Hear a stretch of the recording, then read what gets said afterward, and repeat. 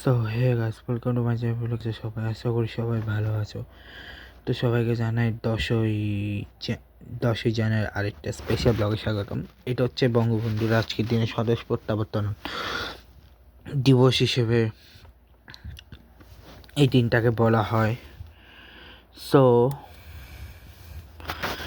1971 সালে 26শে মার্চ যখন বঙ্গবন্ধুকে গ্রেফতার করা হয়, তখন যুদ্ধের দামামা ছিল চারিদিকে এবং 16ই ডিসেম্বর 93,000 সৈনিকরা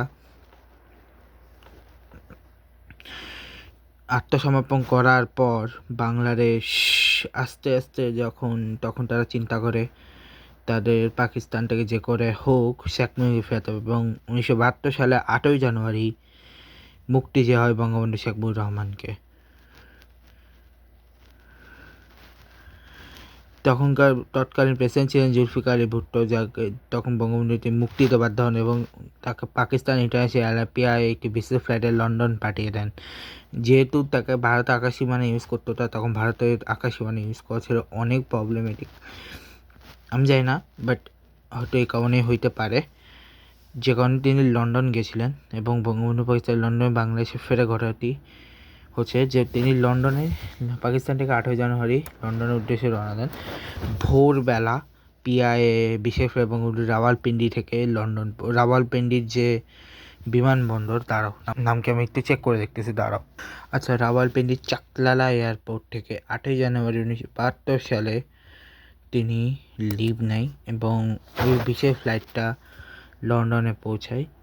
এটা অত্যন্ত গোপনীয়, যেটা ব্রিটিশ সরকাররা আগেই জানতো না। তিনি হিথ্রোতে যখন ল্যান্ড করেন, সেই হিথ্রোতে ব্রিটিশ পররাষ্ট্র দপ্তর থেকে একজন সিনিয়র কূটনীতিক বঙ্গবন্ধু স্বাগত জানান এবং তারপরে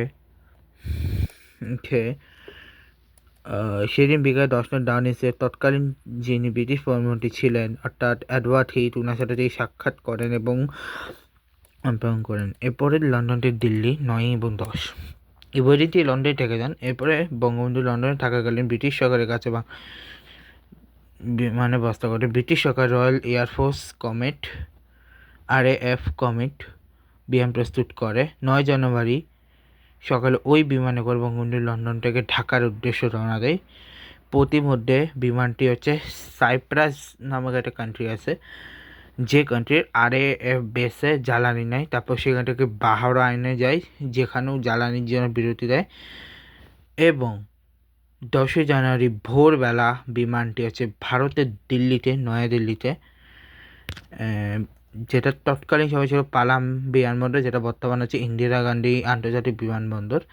সে বিমানবন্দরে সকালবেলা ল্যান্ড করে এবং এরপরে যেটা হয় সেটা হচ্ছে ওই দিন ওনাকে দিল্লি বিমানবন্দরে ভারতের তখনকার রাষ্ট্রপতি বিবি গিরি এবং তৎকালীন prime minister former prime minister Indira Gandhi ওনাকে বঙ্গবন্ধুকে স্বাগত জানান এবং ওটা খুব কাছাকাছি একটা সাইডে একটা সংক্ষিপ্ত ভাষণ দেন। এরপর ওই একই ব্রিটিশ রাজকীয় যোগে উনি দিল্লি থেকে ঢাকার উদ্দেশ্যে রওনা হয়। ঢাকা ওনার প্রত্যাবর্তন হয় 10ই জানুয়ারি 1972 10ই জানুয়ারি 1972 সালে 10ই জানুয়ারি দুপুর 1:41 ঢাকার তেজগাঁও বিমানবন্দরে। সেদিন হাজার বিমানবন্দরে জড়ো হয়েছিল, যা এবং এরপর তিনি রমনাথ রেসকোর্স ময়দানেও একটি ভাষণ দেন। তারপরে তিনি বাড়ি পৌঁছান। তো এই হচ্ছে ওনার স্বদেশ প্রত্যাবর্তন দিবস উপলক্ষে। তিনি টোটাল কটা কান্ট্রি ছিল, টোটাল মনে হয় ফার্স্টে পাকিস্তান, তারপর হচ্ছে ইংল্যান্ড, তারপরে হচ্ছে সাইপ্রাস, তারপর হচ্ছে বাহরাইন, তারপর হচ্ছে ইন্ডিয়া, তারপর বাংলাদেশ। সো এইভাবে তিনি আসেন। তো এই হচ্ছে ওনার স্বদেশ প্রত্যাবর্তন দিবস স্পেশাল ব্লগ। দেখা হবে। Good bye guys, good bye.